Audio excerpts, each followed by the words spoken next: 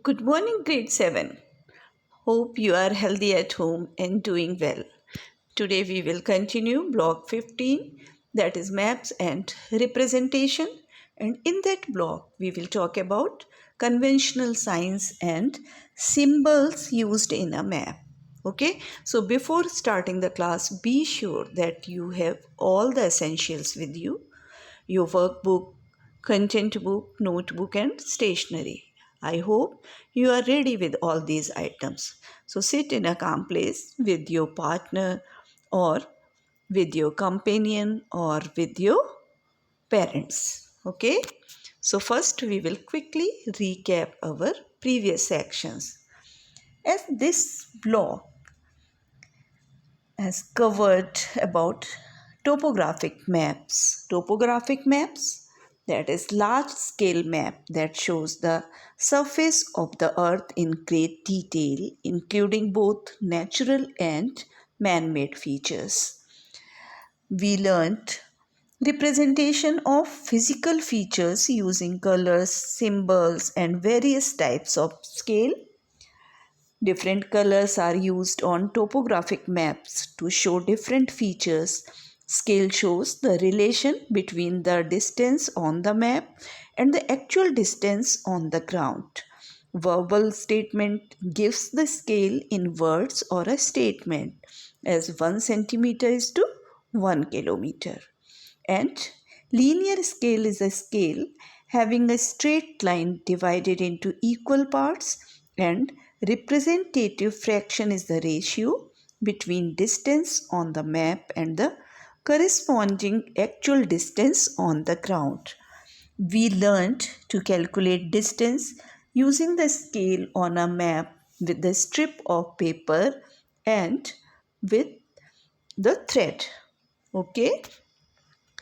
So children, now give answer of my questions, as already we discussed about that.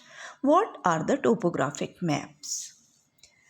What are the topographic maps? Topographic maps are also called survey sheets, as they provide detailed information of a small area.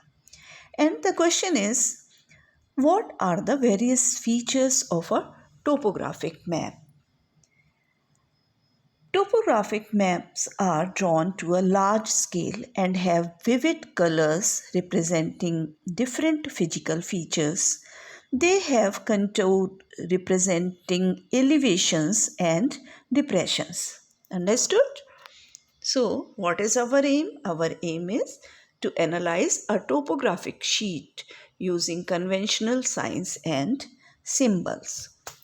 So, let's start with keywords that we will use in today's class. The first word is key. So, what is the meaning of key in the map?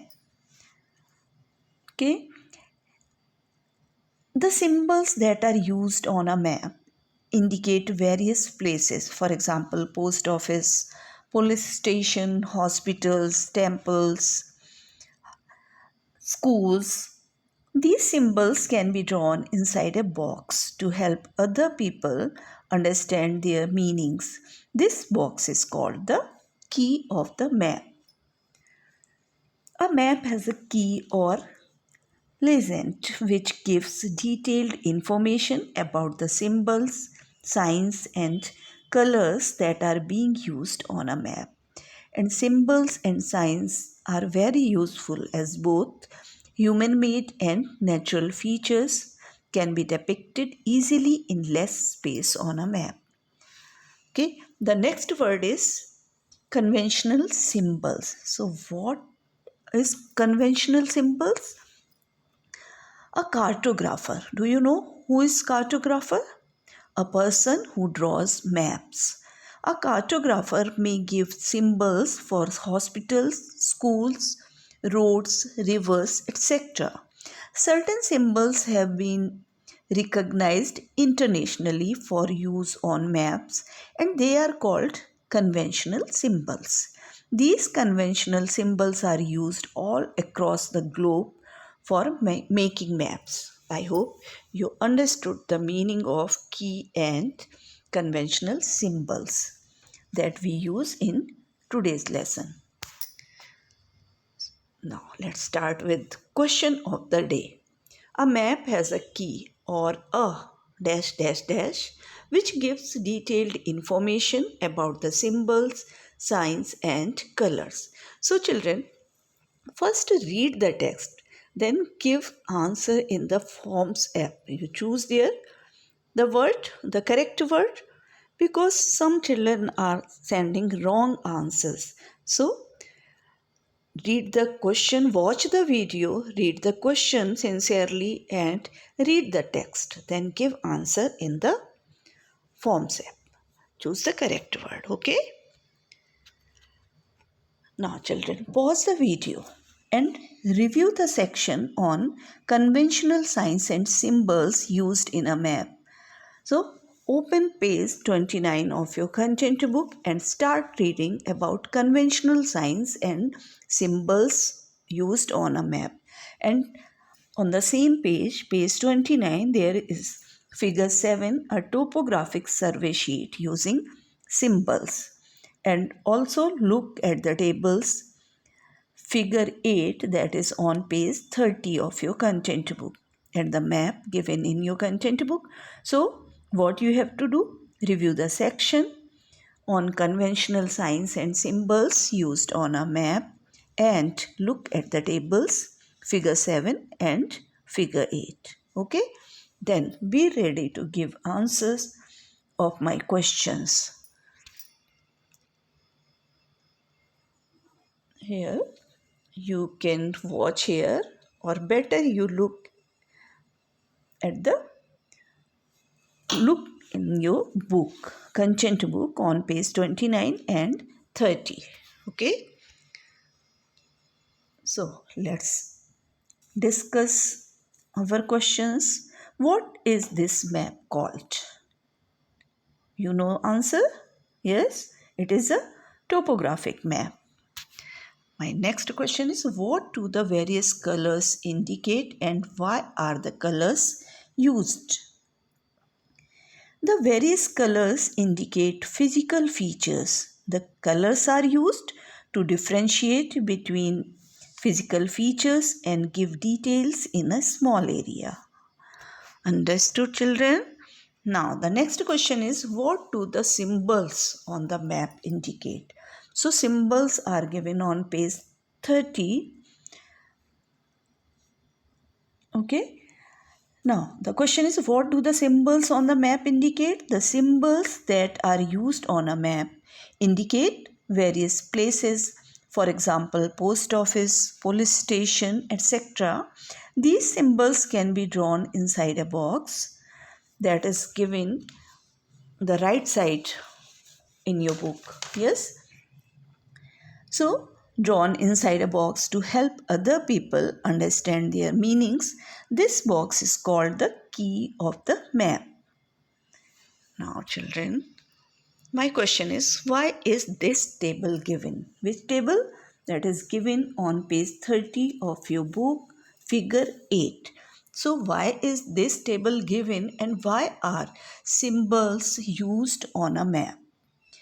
The table is given to be able to read the map well. Symbols are used to help people read the map well and identify different features on a map.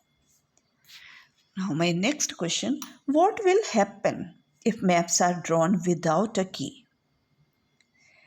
Or if all the maps used different symbols? If maps are drawn without a key, this will cause lots of confusion as people would not be able to read maps.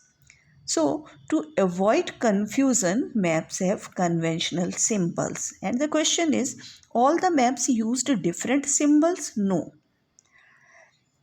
All the conventional symbols which are standard across all maps. So, all the maps used same symbols, not different symbols.